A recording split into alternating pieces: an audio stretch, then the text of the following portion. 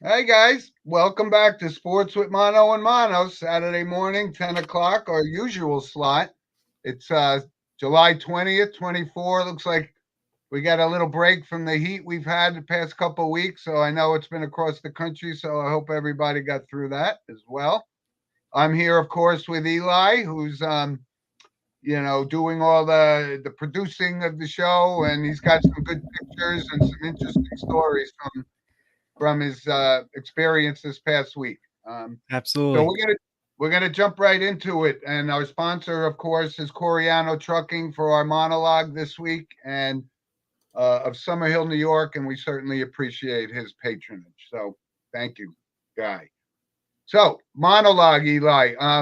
There's a couple of shows that have been garnering a lot of discussion.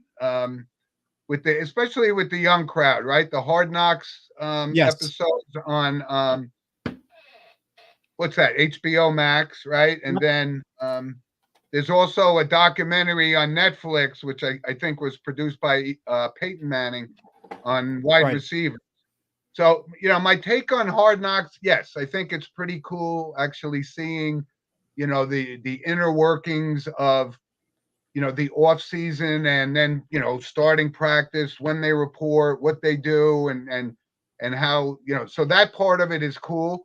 I just think a lot of it is, if you have a camera on you, you're going to probably talk a little bit differently than you would if there wasn't a camera. So I think maybe some of it may be staged and edited and whatnot, but I guess it's informative. I know a lot of people like it. I've watched a few minutes of it, Right. but yeah, it's really really popular. And this documentary that I saw on wide receivers this past week was, I'm going to say, outstanding. It was a little bit Absolutely. different, not as staged, but it gave you kind of a good view of these kids. This were the top five wide receivers. They had George Kittle, Debo Samuel, uh, Devontae Adams, and Justin Jefferson.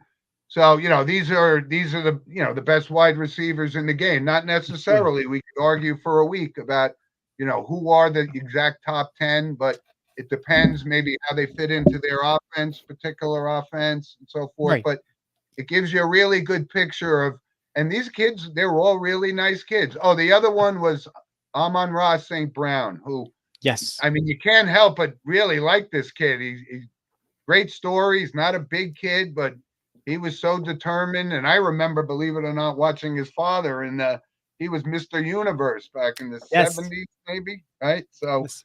um, but I'd love to hear your points and opinions and comments. So, Eli, what do you think? Have you been watching this? I've not been watching Hard Knocks, but I've been seeing a lot of clips on social media a lot, and especially the Saquon Barkley situation.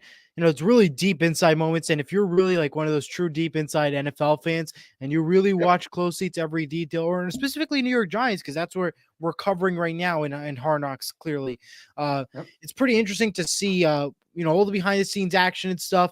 And I think this is like going to be pretty cool to see. I know not everybody's a huge fan of the Hard Knocks, like it's a curse or something they would say, but to me, this is pretty enjoyable to watch. Just seeing some of the clips here. Obviously, I've not been watching the show, but just to note that the videos and clips has been pretty cool to see. Yep. Very And good. So, listen, I actually wanted to show, so I'm starting to compile a little bit of my memorabilia. I can't seem to fit it on the screen right now, but so yes, it's more like Eli's studio now. So it's pretty good, much right. right? Yeah, All and just right, one Eli. note So real quick before we get off the monologue. Just want to give a program update. We are live on YouTube and Facebook. There's been an issue with X Twitter. So you usually watch on X Twitter. Just hop on YouTube to watch today's broadcast. It looks like there's a issue going on with like X and their premium accounts. They're like switching over and stuff. So just start watching on YouTube. If you do plan on switching X, stay on YouTube to watch today's show. And you can always email us at sportsmonomano@gmail.com. And you can always follow us at Twitter and Instagram at Sports with Mono and at Sports with Mono on Instagram. excellent, excellent. And hopefully, like I said, there was this big global IT outage yesterday. So hopefully, some of our Were, loyal listeners weren't affected by that. But anyway, were you affected, Jim, with your work? I was not, but there were people around me that were. So I don't know what was the reason some worked and some didn't, but it caused a lot of chaos yesterday. Absolutely. Yeah, it was a pretty big mess, especially the airports and traveling on the turnpike with all the trucks backed up for the piers. Oof, that was rough. Yep. So listen, let's just do a little bit of a recap from some of our topics from last week. And again, we had the dream final we were all hoping for in Wimbledon with Novak Djokovic and Carlos Alcaraz. And I think I said, a lot of people keep counting Novak out, but we also said, how I feel about this kid Alcaraz. Before it's all Right. said and done, he's going to have more majors than And you Novak can think. and Nadal and even Federer. And he's only 21 years old. So he was fairly dominant in that final, and it was really good to see. And the women's final was really good too. So Wimbledon didn't disappoint again, right? So next up on the stage for tennis, which I told you I think is a great sport. I've been watching it for forever. I hope people get into it, but the U.S. Open is right around the corner. Absolutely. And we do have a comment from Andrew right now. He says, "Good morning, guys, and enjoy the Open Championship." Yep, and that's in reference because this is always kind of cool that you get to wake up on Saturday and Sunday and watch live British Open, and we're going to talk Absolutely. about that in a couple seconds, but yeah, it's really this course is taking its toll on a lot of good golfers. So we'll Absolutely. talk about that in a minute. So Eli, I wanted to kind of move on because we had the Copa and Euro Cup finals last week. I know you've been following this very closely. Yes. I think I took Spain and I did take Colombia though, and they fought really hard and they only lost 1-0 to Argentina. But almost it's kind of sad to say, some of there were some black marks on soccer, and it was not a good optic for a lot of people who were watching. It was just kind of a madhouse scene. But Argentina prevailed 1-0 in Spain, and England gave it their all. I think you had England, didn't you? No, I did not. I took Oh, Spain. okay. Yep. And you had Argentina too, right? Yes, I did. Yeah, so it Okay. was a 2-1 final. Spain took over England. First goal was courtesy of Spain. Then right away, England ties it up in the 86th minute. Spain takes it home, gives it a 2-1 victory there. For Copa America, Uruguay was your third place champion, beating in penalty kicks. A final score 4-3 in penalty, 2-2 the final. It was Uruguay over Canada. And then obviously Copa America was a 1-0 game. 112th minute was the own goal for Argentina. And Yeah. obviously, we know Lionel Messi, he left early, but it's due to a light ankle injury. Nothing severe. He'll continue to play on as normal. Wasn't as bad as we thought, which is good news for it. But as we mentioned, Jim, the biggest issue was, again, the Copa America game. It was in Hard Rock Stadium in Miami, and it did not end well as we had a pretty bad incident. You had fans climbing through vents, literally vents, that you would never think people would fit into. They Oh had my people goodness. breaching security. People who paid thousands of dollars to tickets were not given access into the stadium. The game was delayed to less than around 9:15ish, roughly, and it was just an ugly sight to see. And that scares you, Jim, because now you got to really think about what's going to happen when the World Cup comes, especially that the big game is going to be happening here in MetLife Stadium. How are you going to control thousands of people, not just from the United States and the home state, Yep, but what you're right. about the whole world? This is a You're right. bigger issue. And this also comes after failed security that entire weekend. We saw Saturday at the Trump rally an assassination attempt. And then we Yeah. now go into Sunday and we saw what was ugly, no security able to stop thousands of Colombian and mostly Colombian fans getting in and out of the stadium, which is pretty tough to see. And now you got a question, what is the security going to be like now less than 2 years away from the World Cup, specifically in MetLife Stadium, home to the World Cup final? Hard Rock Yeah. Hard Rock Field is going to be home to the third place game and many other matches. What is security going to be like? How is the rest of the states going to be impacted, and how will tourists going to be impacted, and how this will Yeah. affect public transportation as well? As we know, for example, here in New Jersey, when it comes to a major event, transit has failed. And what will happen now? Is it going to be ticket request before you board the train or bus? What is the situation going to be like? And these are all questions Yeah. that need to be answered quickly and fast. And 55 people were ejected and 27 arrests were made on the Copa America day of attack, pretty much. Yeah.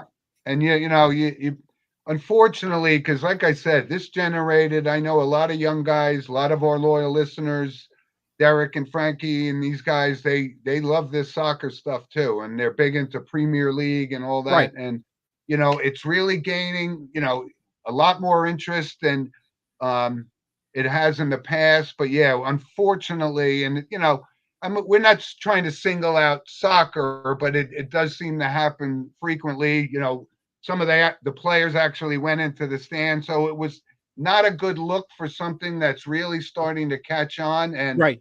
people will be very excited about the World Cup, no question about it. I actually watch the World Cup. I don't follow soccer as intently as you do, or Diego Cruz, our resident soccer expert. But I just hope that we don't have any kind of incidents going forward, because it takes away from the majestic perspective of the game. Like, you got country against country, Right. and it's unfortunate that it happened, and hopefully we won't see this happen again. But Yes. And I just want to bring up your overall, point that yes, it does. It doesn't happen just in soccer. It happens in other sports. Every year with the Super Bowl, there's always a man running on the field, and during the middle of the game, and that obviously takes away from it. So it's not just soccer, but it seems like this was pretty much one of the biggest incidents that we've seen in a while happen, yeah, and it just so happened to be a Copa America final, which doesn't happen again every year. It's every yep, 2 years, yep, so it's pretty crazy to see.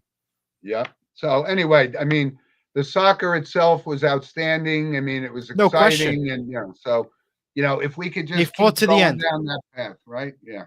And it was sad for England because they were obviously haven't been to the final in such a long time. They go Ah, into it and they lose 2-1. They were tied and had a chance at the 73rd minute, but unfortunately, for Spain, they came back and won it again. So I mean, we yeah, saw this coming, but it was just for the England fans and some other people, you were kind of hoping to see, oh wow, what if England actually won a game for once? Like it would have changed yeah. the perspective and maybe even the Dallas Cowboys perspective too in I football.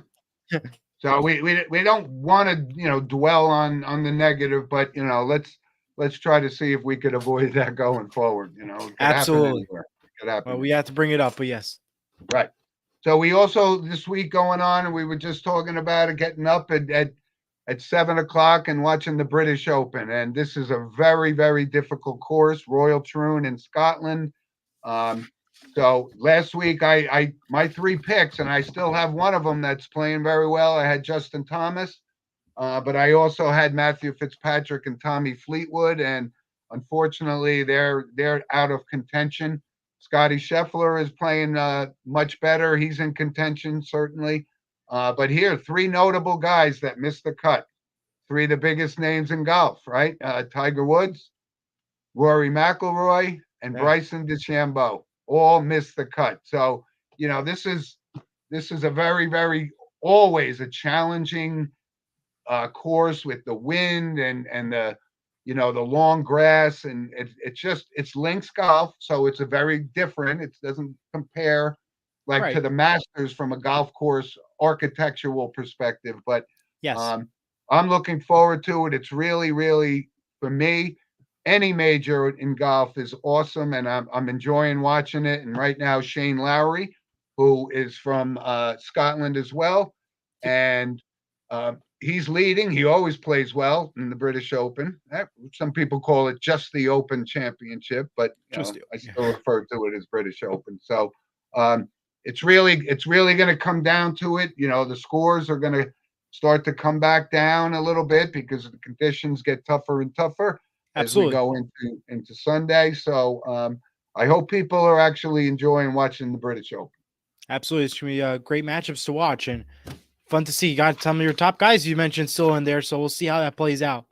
Yeah, it's tough to pick when you think Rory McIlroy and Bryson DeChambeau coming off his major victory, don't make the cut, and you had this kid Dave Brown who was leading, who's the 240 some odd Yep. ranked player in the world, leading for a couple of days. He's still up on the leaderboard, but he's the percentages of him winning this.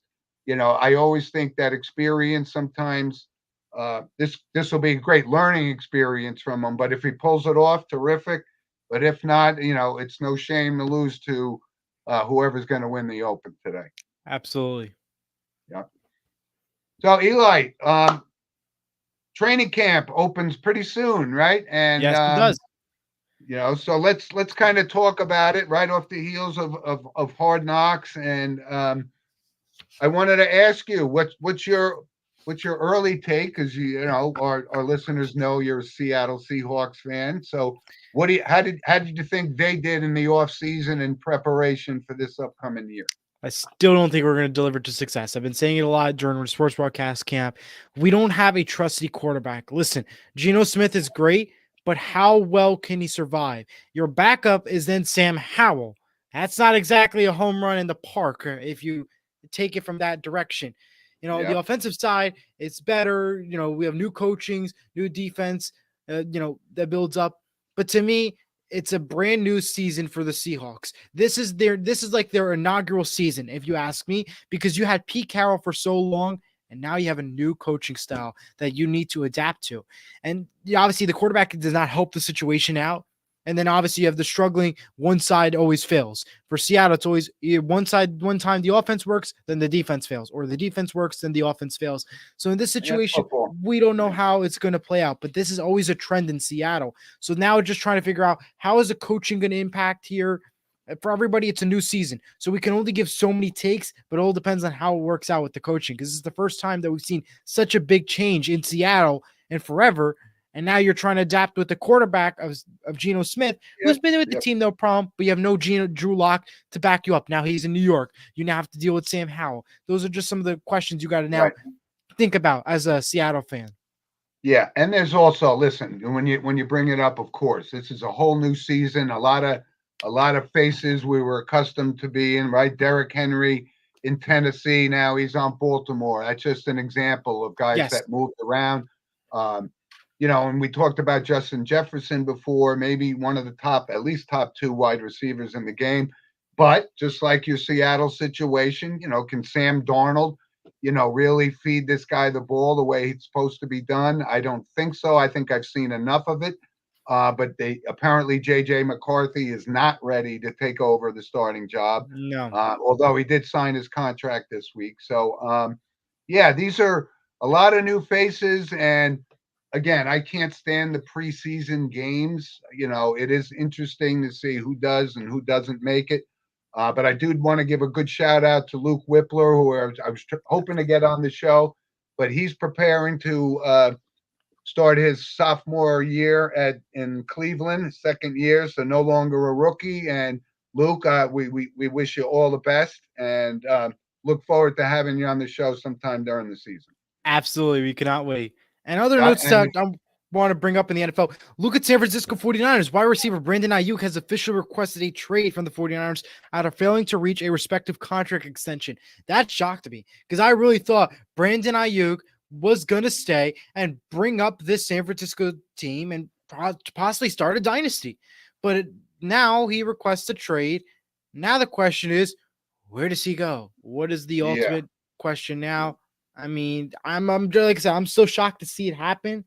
But now, where's he going to go? As you know, yeah, now we're down to the line. Preseason is just around the corner. Training camp about to be and underway. some of the wide receivers. So this is an interesting thing. But obviously they couldn't pay McCaffrey. They're going to have to pay Purdy next year. They couldn't sign Right. two wide receivers. They invested in Deebo Samuel, who's outstanding on his own right. Yes. But here's a little thing I think, and a lot of discussion's been going on about Devontae Adams in Las Vegas, and Aaron Rodgers, quote unquote, kind of let it slip, saying I can't wait to play with Devontae again. So I'm not going to be surprised if he's a New York Jet within the next week or two, because Yeah. if that's what coach, general manager, and owner Aaron Rodgers wants, then that's what the Jets are So going to does he do. mean the 4 plays that he could potentially play in, or like what are we? You're right. How are we? There's a loaded thing with Wilson there already, and they signed Mike Williams, and Yeah. they have a lot of weapons. But Devontae Adams is Aaron Rodgers. Both of them are going to the Hall of Fame because of each other, and I think a lot of the expectations, we don't know from a health perspective if Rodgers will be the same player. He is 40. I personally don't think that the Jets are going to be as good as everybody seems to think. Right. I I'm think hearing from Jet fans 14-3, 13-4, whatever.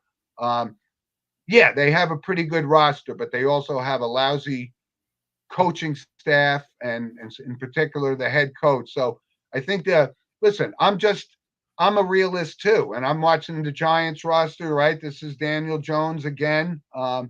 Is he going to come through? Is he going to stay healthy? We have we lost Saquon Barkley, but we Right. got Malik Neighbors. So we got Brian Burns. We got some pieces. We really do have a great upfront line with Dexter Lawrence and things. And the Giants signed a couple of offensive linemen, which they drastically needed, as we saw from last year. So I'm optimistic, but I'm a realist as well. And this is going to be a make or break year for Brian Dable and Joe Shane. Um, but I really don't expect them to win more than 8 games, which is Right. unacceptable. 500, you won't make the playoffs, and then you got to make the decision. You're going to have to cut ties with your $40 million a year Yes. quarterback, and start the rebuild. So, like I said, it's an exciting time I of the want to go to year. the Giants and Jets real quick, just to get my opinion real quick. I'll Please start with the do. Jets. Aaron Rodgers, we've not seen him play as a New York Jets except for 4 plays. Can we even count that? No. Can we count the preseason? No. That basically what he played in those 4 plays on Monday Night Football on 9/11 was basically preseason Aaron Rodgers is what we saw until he got injured. That's what we saw. So this is technically his first year as a New York Jet, if you want to think about it. Do I think he's going to lift the expectations? Absolutely not. Because number one, Aaron Rodgers began to slip when he was a Green Bay Packer before he was ready to head over to New York Jets. And now, Well, a lot of people would say he's coming off his last full season. He was the MVP of the league. So that's what we don't know. That's the unknown factor. right. Is But he going to regain that form? to me, I don't see that he's going to deliver the Jets to a season that's going to be a winning season. Not to mention that, is Robert Saleh really the coach of the Jets, or is it Aaron Rodgers? And what is his decision on the field? That's how I view it as. It's Aaron Rodgers, by the It, way. Yeah, Aaron Rodgers. That's what I said. It's Aaron Aaron. Rodgers Field, and we really don't know how this Jets team is going to play out. I don't think that they're going to be in a winning season. I think there's going to be too much hype for them, and there's going to be that something that does go wrong early to mid-season, and that's going to affect them going forward in the long run. And they don't have an easy task either. Monday night, San Francisco, the same guy who tore Rodgers' Achilles is going to be up at it for San Francisco. It's going to be a really big one out there to watch. And not Yeah. just to the Giants side, we don't know who's the quarterback. You have Drew Lock, who's absolutely phenomenal, and then you have the one and only Daniel Jones. Now, to me, I don't think that Daniel Jones, he's going to probably start the season, but don't be surprised that Drew Lock comes in within the first 5 weeks. That is my note. And I don't think I'm not saying it's because of injury, but I just think the way that they're playing, Drew Lock has it. He had a big game versus when he was with Seattle against Philadelphia, and I think he will definitely start. Will it be Brian Daboll's last year? I don't think so. I think that if the season goes well and the right moves are made, there you go. And I think it all starts with who do you trust as your quarterback? Who do you think is going to make you and take you to the playoffs? Not saying the Super Bowl because we know that's the toughest place to go, but at least to the playoff run. And to me, I think that's going to be Drew Lock for the New York Giants and not Daniel Jones. Well, if we look at Locke, he's kind of, I'm not putting him in the elite category, but yeah, he absolutely is a serviceable second string quarterback. And if they decide to make the change, whether Jones is healthy or not, which I don't think they will, for $40 million, you got to ride this out. And then Drew Lock can be your quarterback next year. Things like that can happen.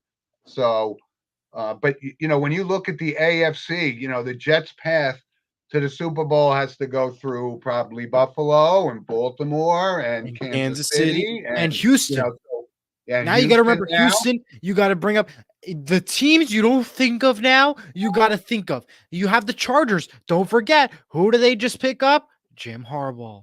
Who do they? What about the You're right. Texans? Do you remember that little team that just made a playoff run? What up, Yeah. Cleveland? Those little teams that we don't think about at the top of our head. Now we got to think about because now this is a playoff run that we're about to see, and that's going to be huge for a long time. Yeah, and we got this is a lot of people will surprise and certain guys will be cut and so there's still going to be roster moves galore before the season starts, but so we'll get through the preseason. Like I And feel said, free to give your thoughts, of course, on the YouTube chat, Facebook chat. We love to hear your thoughts, or send us an email. We love to get into the conversation as well. yep.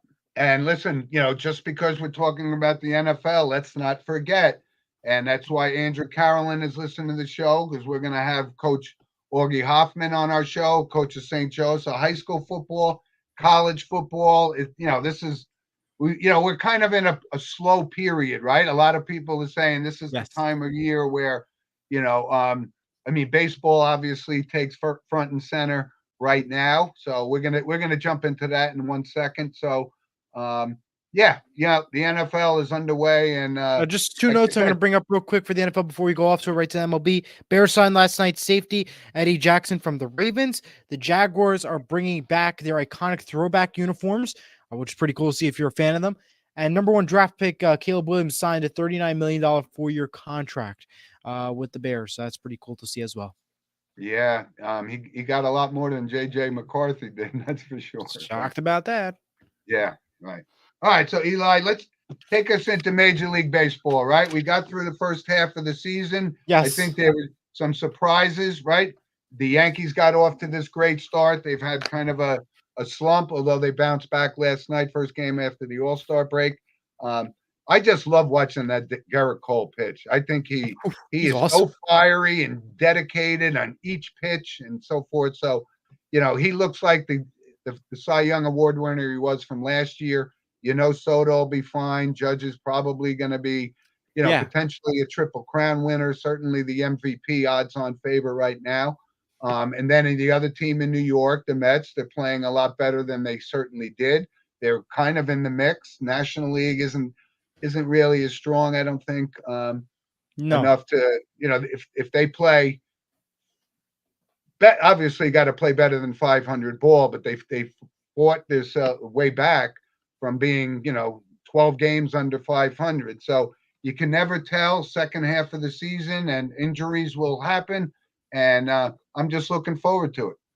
Absolutely. I mean, just coming off the All-Star break, we saw a phenomenal start for all these teams.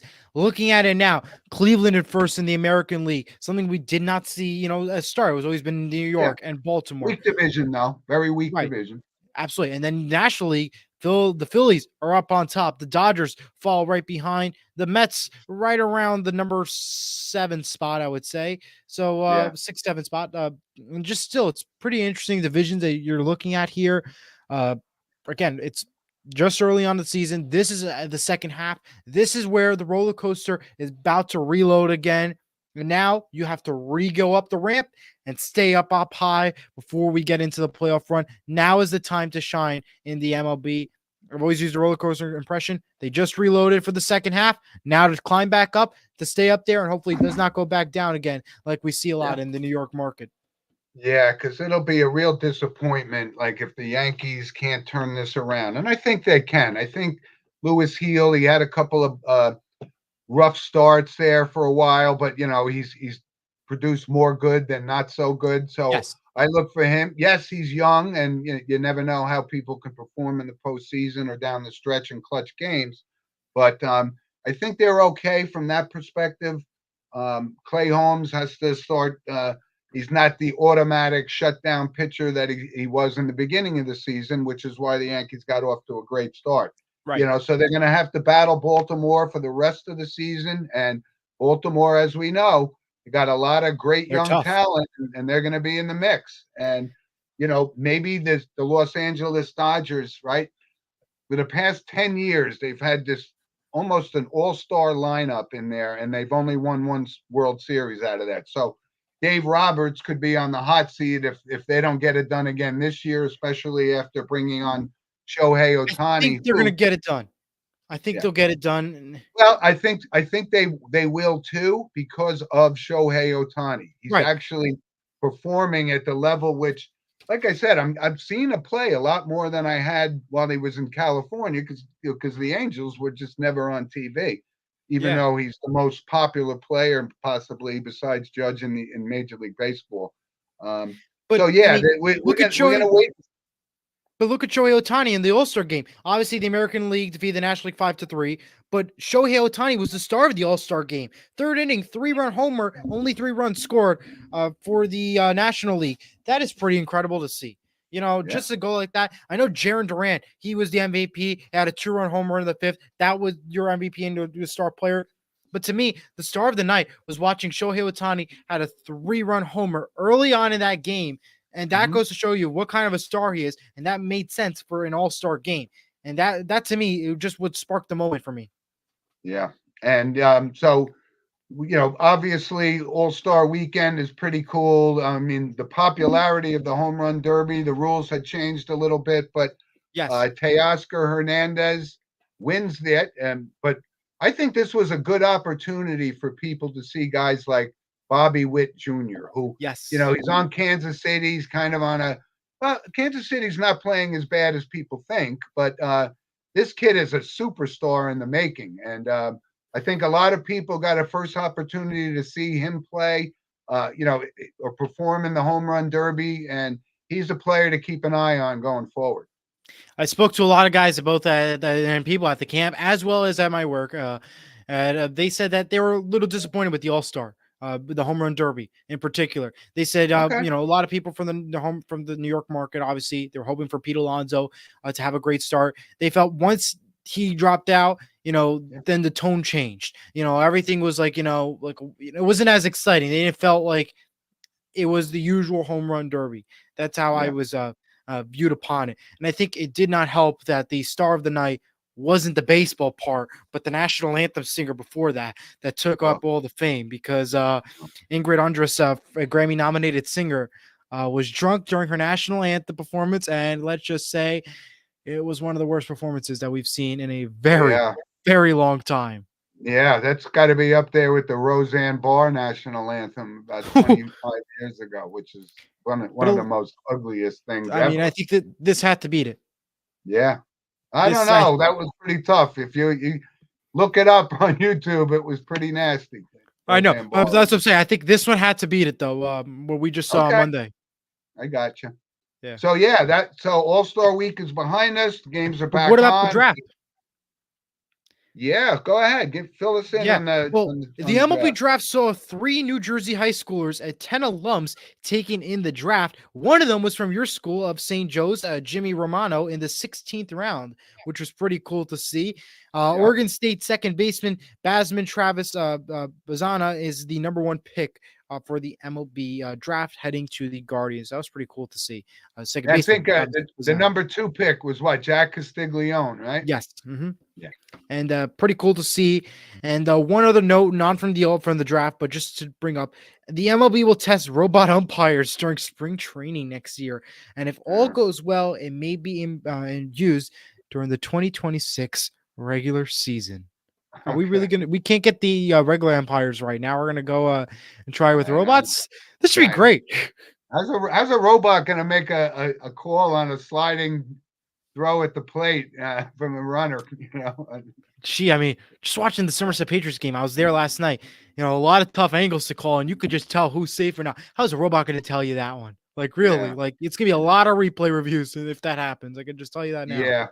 And there's just one other person that I wanted to bring up, because this is, we just talked about the draft, and this was the number 1 pick in the draft last year was Paul Skeens for Pittsburgh. So he kind of showcased himself, right? Introduced himself to the world as, one of the best young arms in the game. You just hope with all these arm injuries. And I have a random point. I'm going to talk about that again, because I found out something very, very interesting. So when we get there, but this kid, Paul Skeens, is really some kind of a pitcher, but you wonder how long can you sustain throwing 100 miles an hour? Yes, almost on every pitch. So I'm wishing him all the best. So good coverage on the draft. Good, yes. Good call. After MLB, I would like to go to WNBA just to give some thoughts before we go to random points, if possible. Okay, go ahead. And we'll go do that right now. We'll start off. Last night was the All-Star Skills Competition. Atlanta Dream guard Alicia Gray won both the WNBA Skills Challenge and the 3-point contest. This is the first time in WNBA history that it has happened. For winning, she won more than $115,000 in cash, which was also including trophies and stuff. That was supposed to be split between 2 players between the 2 events. And to bring it up into perspective here, it's rather 62% of her annual salary that she won last night. That's what she Yeah, I just was made. gonna say, yeah. That was pretty crazy to see that you just won pretty much most of your contract just on a all-star event. So that was pretty cool to see there. Yeah, and I wanted to bring up because you mentioned the 3-point contest, and I think it was kind of a missed opportunity for um, the WNBA. I don't know why Caitlin Clark wasn't in it. It would have just generated even more interest, Larger crowds. Yeah. right? But So I I think don't that know. also could that be involved with the Olympics? Because now the WNBA is officially on Olympic break. Games will resume on Thursday, August 5th. So they're off from today all the way to August 5th. So that was Yeah, pretty cool. Crazy to see because the Olympic coverage. Tonight's WNBA All-Star game is on ABC at 8:30 p.m. It will feature Team USA Women's National Team taking on the WNBA's finest All-Stars from Footprint Center in Phoenix, Arizona. New York yeah. Liberty holds first place, entering the Olympic break at 21-4 record. Yeah. Well, this goes to the popularity we've been talking about, how it's gained with Caitlin Clark and Asia Wilson and Angel Reese. So it's very, very popular. I can't say I'm addicted to it. I kind of enjoyed more the college game with Caitlin Clark and Angel Reese and the I matchups think it's we the had. bracket. But yeah. So anyway, good luck for them. Yeah, So that's you're more the right, point. Eli. Let's move on. We got some notable random points of interest. Excuse me. Of course, brought to you by Lynch Toyota of Manchester, Connecticut, and hope all's doing well up there in Connecticut and Hartford. So Manchester, actually. So Yes. I got a couple of interesting things Yes. that I kind of saw. Right. So I'm just going to go down them. You brought up that national anthem performance was horrible. But there were a couple of former NFL players that were in the news, and for all different kind of reasons. And one was a little surprising. Jerry Rice was playing, at the American Century Championship. It's kind of like the pro sports Yeah. guys and actors and whatnot. But he had a confrontation. He was asked a very simple question, and he kind of went off on the reporter. So kind of threatened him and whatnot. So I don't understand that point of it. Yeah. It's certainly, this is supposed to be a fun event, and I It don't did know not. what Seems like. Jerry Rice off. And I hope he doesn't tarnish his reputation because he's the greatest wide receiver ever to play in the NFL. But you still gotta, and he has a son who's up and coming as well, and will probably be an NFL player. So that was kind of strange. I wish he'd tone it down.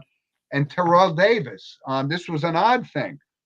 He was on an airplane with his family. He asked a stewardess or a flight attendant for some ice, and it turned into some sort of a crazy. He actually got handcuffed when the plane landed. And Terrell Davis has never been anything other than a class act, as far as I'm aware. And he certainly was a great running back, but that's an odd thing as well. So he requested ice and got arrested. Is that what I'm hearing? Like that? Yeah, Or did he throw apparently. it? No, I don't know all of the details. That'll still come out, but he came out with a public statement saying he was embarrassed, humiliated by this, the way he was treated with his family there. It was kind of strange. So There I has to be hope it more to the was. story because why would he request ice and get arrested for it? What is that I situation? don't know. I think what I did hear is he requested, and the flight attendant almost kind of ignored him. So as she was, or he or she, I don't even know, he tapped her on the arm or something. So I don't know if that's considered Really? crossing the line. I don't know. So but he's a class act. So I just a terrible situation. And of course another one just can't stay out of the news. Lawrence Taylor, the greatest football player I ever saw, and I stand by that, offense or defense.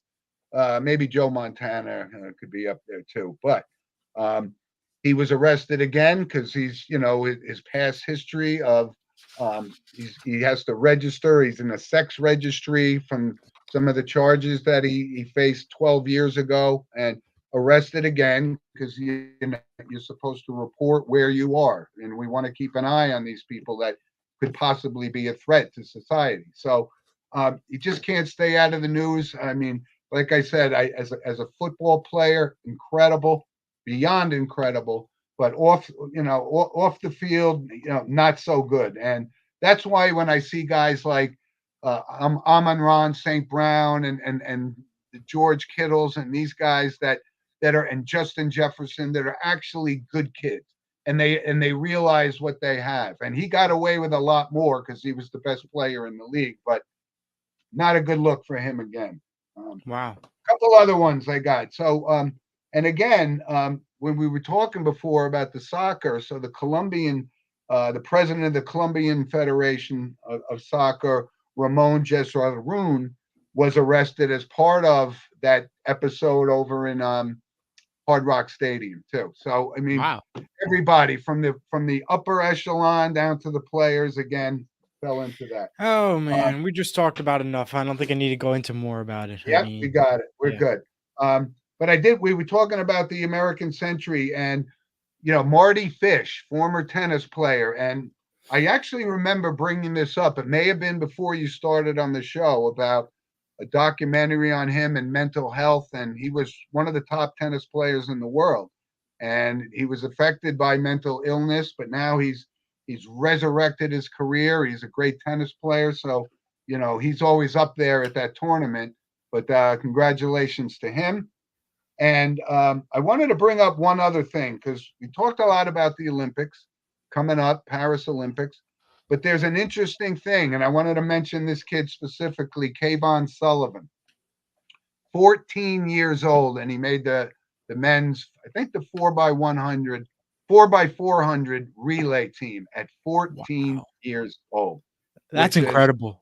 Isn't it incredible? I mean, that is really, I mean, just such a young age, and now you're competing with the whole world in the Olympics. Pretty amazing.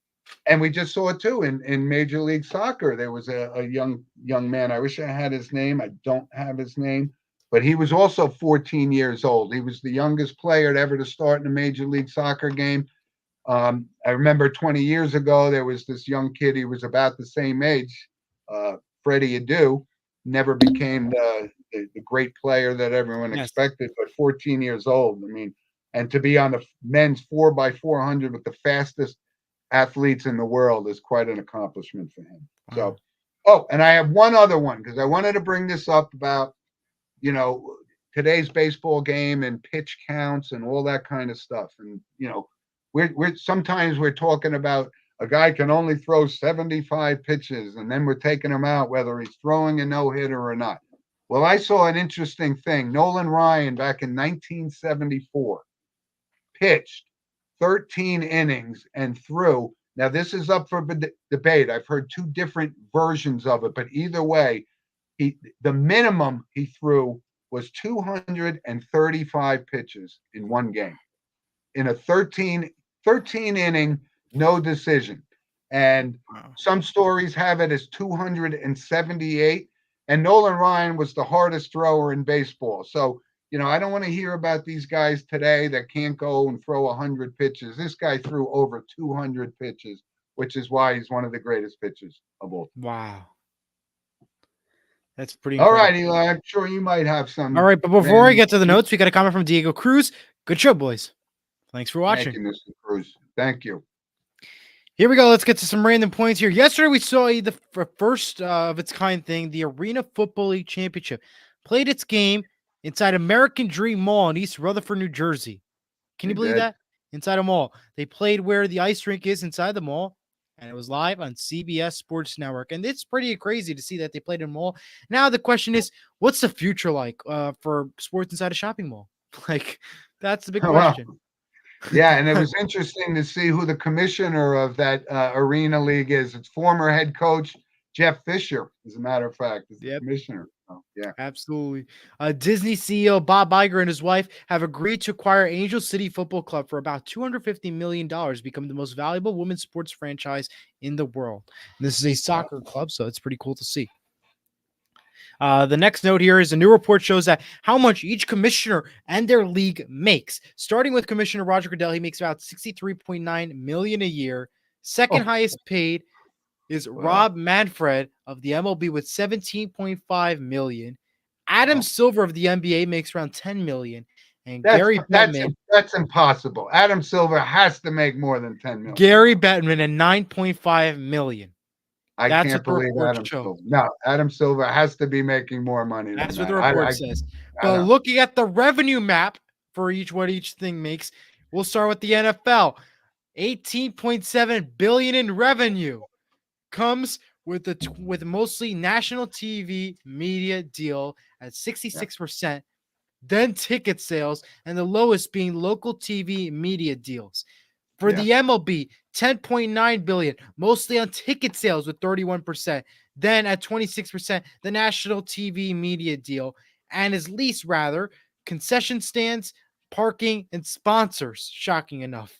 Okay. Then 10.9 billion in the NBA, mostly on national TV media deals at 41%, ticket sales at 26%, and last but not least, concessions and parking at 8%. And they also said the NHL is at 6.8 billion, mostly on ticket sales of 44%. Lowest is the local TV media rights deals with 11%. Can you believe how much and how little it is? It's pretty crazy to see. It really is. And, obviously we knew about Goodell making that kind of money. He works for the owners. It's the most profitable business in the country. But I still scratch my head over Adam Silver because, absolutely. The NBA is so popular and people are watching it. They're even watching the summer league. So I don't know what his contract is like, but he's quite a marketing guy. I'll give him that. Two other notes before I get to the two other notes. We have a comment from Diego Cruz again, though. Kayvon Sullivan at 14 years old, youngest player in MLS history. Kayvon, I made a mistake. I said he was the Olympic sprinter. I had that wrong. You're right. It was Kayvon Sullivan as the soccer player. Thank you. But there is a 14-year-old kid on the Olympic men's relay team, and I don't have his name. So thank you. Absolutely. And the next notes that I have here, the Clippers have traded Russell Westbrook, a second-round pick and cash to the Jazz in exchange for Chris Dunn. But they're going to waive him, and then he's going to sign with the Nuggets. So I don't understand how they keep recycling this guy. Final note that I have is yesterday I had the opportunity to go to the Somerset Patriots game with the Sports Broadcast Camp. They took a 2-0 victory all over the Altoona Curve, thanks to an RBI by Elijah Dunham and Rafael Flores, who the camp had the opportunity to speak to him before the game. He talked about his life growing up and stuff. He said his biggest inspiration growing up was his mom and how he helped him with every little way possible. He said he did a travel baseball camp, and in the middle of the night, he forgot his cleats. His mother went to the local sporting goods store, bought him a pair of cleats, and just the special moment that he remembered growing up. Just wanted to bring that up of how a little story just turned into his big career. He had an RBI in that game. Pretty amazing to see here. And that's the random points for this weekend. Still a lot more to cover here. Yeah, I know we do. But let's jump in. I'm going to give my movie recommendation. And again, and photos that's sponsored by Vital Selection. Scan the QR code to learn more. Yep. Like I said, take control of your health. This is an outstanding product. The company's starting to take off. So visit their website and get healthy. But my movie recommendation is On the Waterfront with Marlon Brando and Lee J. Cobb. And I kind of mentioned last week was 12 Angry Men. This is kind of, this is from the late 50s and Marlon Brando when he was young. It's just a great, great movie. And I just, if you haven't seen it, I'm fond of some of the older movies, and you keep us posted on the newer movies. You have a recommendation you'd like to share with our younger audience? We have so many notable passings this week. So my recommendation is take some time, Google their name, and watch a film of theirs, whether it's a movie or TV show. Some of the big name movies are including like Elf. We had 9210 was another big film show. So there's just a Beverly Hills 9210. That was the name of the show. But there's so many 90210. There you go. But just take some time, watch one of those great films or shows, because you're going to rewatch some great history from the past, and that will lead us into our notable passing segment. But first, we have some photos to look at, and we'll start with this one. Yes, and this is my daughter and my granddaughter at Like I said, how adorable is this? That's two generations of Monahans right there. So I wanted to share that because she is something else. She's 6 years old, and boy, she has a personality that just will not stop. It's great. That's awesome. Now And I I had know the Eli has a couple of pictures, and I want you to preface this, Eli, because yes. like you said, you were at a broadcasting kind of a studio broadcasting camp, if you want to call it that. And you met some interesting people. So tell us Yes. about it. The sports broadcasting camp takes place every year in Montclair State University. Camp was founded in 2001, run by Dave Popkin and Tim Capstro, Capper, and is what they call him, a Brooklyn Nets announcer, ESPN announcer, of course, as Dave Popkin, and a Seton Hall announcer. If you listen to their games and stuff. But it was a really good camp. We met Bob Wischusen this week, Kenny Albert, the legendary John Sterling, who I actually have a photo of. John Sterling, he was there, and he did say the Yankees win. And he did actually say it. I unfortunately did not get it on video, but he did say it. He was there. We met him there. We got to meet a lot of great people. John Fanta. And I was in the newsroom at Montclair State University taping some stuff. We were in the radio studio. This was me in the radio newsroom. We were in the radio studio there. Wow. It was a really cool opportunity that they had. And I recommend have it if you like sports and you're in, I think up to age 19, I think you can sign up for the sports broadcasting camp over at Montclair State University. Tickets sell fast, so make sure to book up early. Hey, don't forget your old partner when you make it to the big time, kid. Absolutely. But the plans are we are going to make it to the big time. Absolutely. That's the goal. All right. So, but we now need to go into the largest notable passings in the show's history. Yeah, and this is, it's a mixture of everything. So, but I did want to first mention because I lost another dear friend a couple of weeks ago. I mentioned I had lost a very close friend, and I lost another one, David Enlick, who was 63 years old, and I worked with him for many, many, many years, and he was a dear friend of myself and one of our loyal listeners, John DePrecker. So it was heartbreaking to hear that. And, I had just spoken to him about 3-4 months ago, and I wasn't even aware he was sick.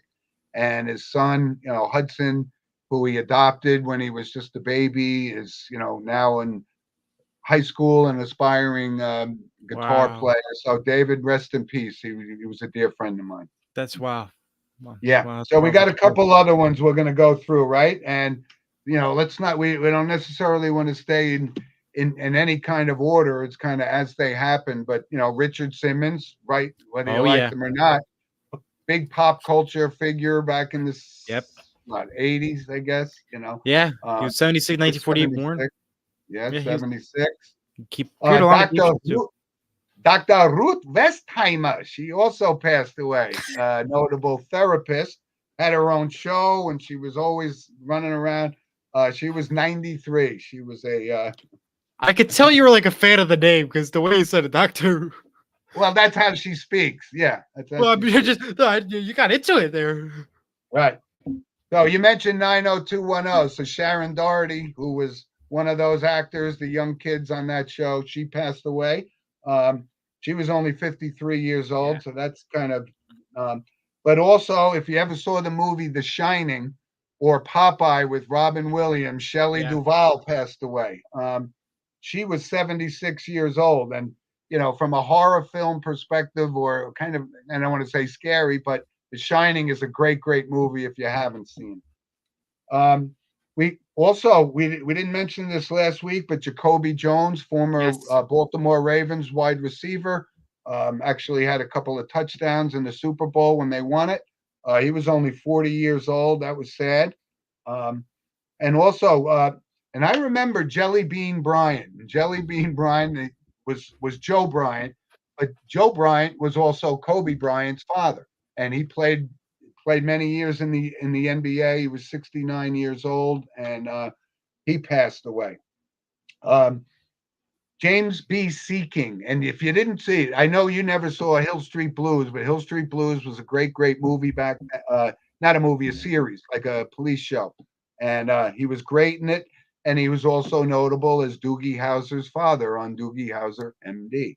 Wow. Right. So a lot. I told you we had a lot going on. But here, one of the biggest other ones for me personally, from show business, I absolutely adored this guy. I thought he was funny, but Bob Newhart passed away, Yes. and Bob Newhart was 94 years old. And I watched an old clip of, he was like dear friends with Don Rickles, and Bob Newhart had just two great series. It was part of the CBS Saturday Night lineup with All in the Family back in the 70s, and he was just so funny. And you mentioned Elf before because he was in Elf as well. Yeah. Big loss there. I got a couple other too. Yeah, I got a couple of finish. I'll finish up here with we know Pat Williams, who Pat Williams brought the Orlando Magic into the NBA Yes. as an expansion, as a new franchise, and he was 84 actually. But he was instrumental in getting a franchise in Orlando, and of course bringing Shaquille there, and they had a pretty good team at the time. They came pretty close. Pat Williams passed away. Also from the world of football, Abner Haynes. Abner Haynes was 86 years old. And Abner Haynes is probably not known to a lot of people, but he was one of the best running backs in the AFL prior to them merging with the NFL. He played for the Kansas City Chiefs. He's in the Chiefs Hall of Fame.